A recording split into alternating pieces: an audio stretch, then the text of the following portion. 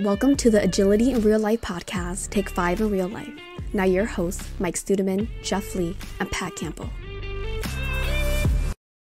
All right, and welcome back to another episode of the Take 5 IRL, Take 5 in Real Life podcast. I'm Mike Studeman. I'm one of the partners at Agility IRL and one of your hosts for this episode.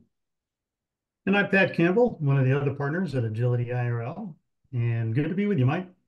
Good to be with you as well, Pat. Looking forward to continuing our conversation about Path to Agility. We introduced that in our last episode, and I think there's certainly enough material there to continue the conversation in this one if you're up for it. Absolutely, there is a lot there. So let's dig in some more. So we talked a lot last time about agile failure modes. I'm not sure we did them justice because there's plenty of them.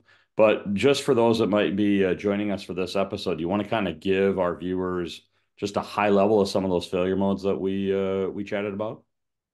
Yeah, I'd be happy to, Mike. And the ones I'm going to highlight are probably the top five. There's plenty more.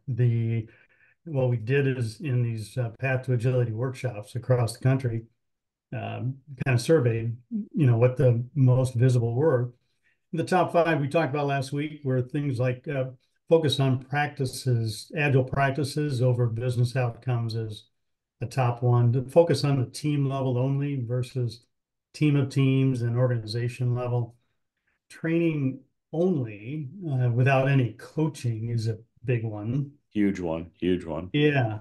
The business not being engaged, oh, that's a technology thing. Just let them go do their thing.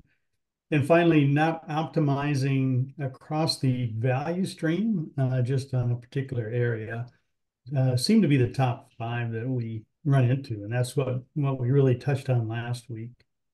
Yeah, so I think, as I'm looking at Path to Agility, my next question obviously is, okay, so you got these failure modes, gentlemen. What's the next step? What do I do about it? If I'm experiencing one of these failure modes, what would you recommend? And if I'm a viewer that I do about this? Yeah, that's a very natural next question. And it really all comes back to what is the business trying to accomplish? Because ultimately, the investment in any area of the business, especially in IT, is about helping the business compete, helping it succeed, help it win. And so we have a way of facilitating a discussion, especially at the leadership level.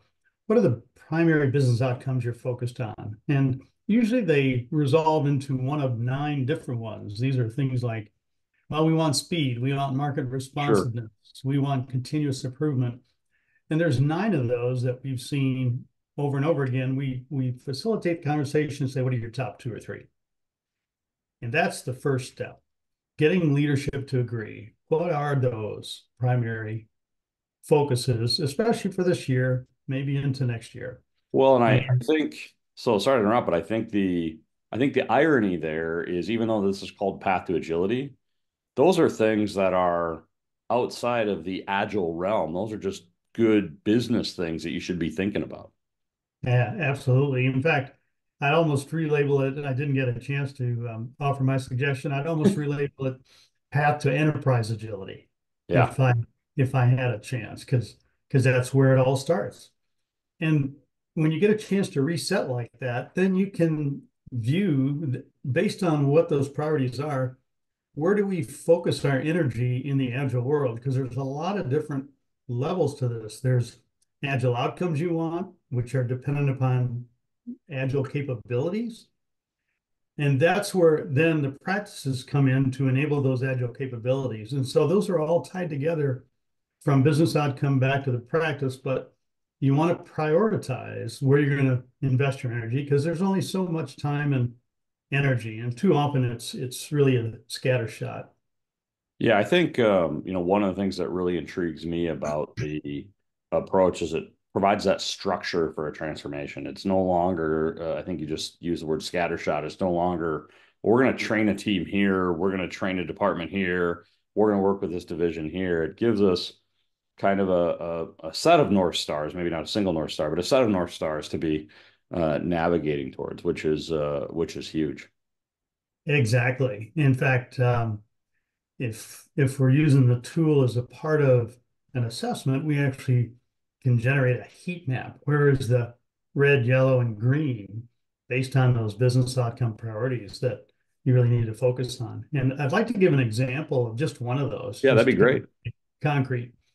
If the business outcome is speed, then the agile outcome you're looking for is you want a shorter quality feedback loop in order to achieve that speed, right? Well, one of the ways to get a shorter quality feedback loop is through continuous integration in your DevOps environment. And of course, one of the practices there in that is test-driven development. And so Absolutely. that's just an example of the link to the business outcome through the agile outcome, through the agile capability to the practice you want to focus on. So those are the things we generate a heat map around. Yeah, and I think that there's tremendous value in being able to do that because once again, it provides structure. It also gives leadership good transparency into if we make an investment in this area versus this area, we should see a greater return. And maybe, and we've seen this with some of our clients, maybe they think they need work in one area, and it turns out they're actually okay. They're actually doing well. Right. And you can invest those dollars somewhere else. So with our quasi 5-minute limit upcoming here on these podcasts, we got to make sure that Jeff doesn't get too upset that we go over the time frame. Little shout out to Jeff Lee, our partner who can't join us today. Let's set aside the tool for a second. Pat, what piece of advice would you give one of our viewers right now to help address these business outcomes? What would you if they say, hey, look, I'm not interested in the tool, what's one actionable piece of advice that they can take away from this episode? You know, Mike, what I would suggest they do is kind of a mini test, is go to your leadership and ask them, just do a survey across a number of leaders in your organization. What do you think are the top 2 or 3 business outcomes we're trying to achieve in the next year to year and a half? And just see if they all agree. If they don't agree, then there's some confusion there that's probably driving a misapplication of your investment in the agile space. And that's where I would start, just as kind of a mini test inside your organization. No, I think it's a great suggestion. I think the phenomenon the word that you're looking for there is if they all answer different, you got the lack of strategic alignment, Exactly. Which, for tens of thousands of dollars, you can get an MBA behind your name too.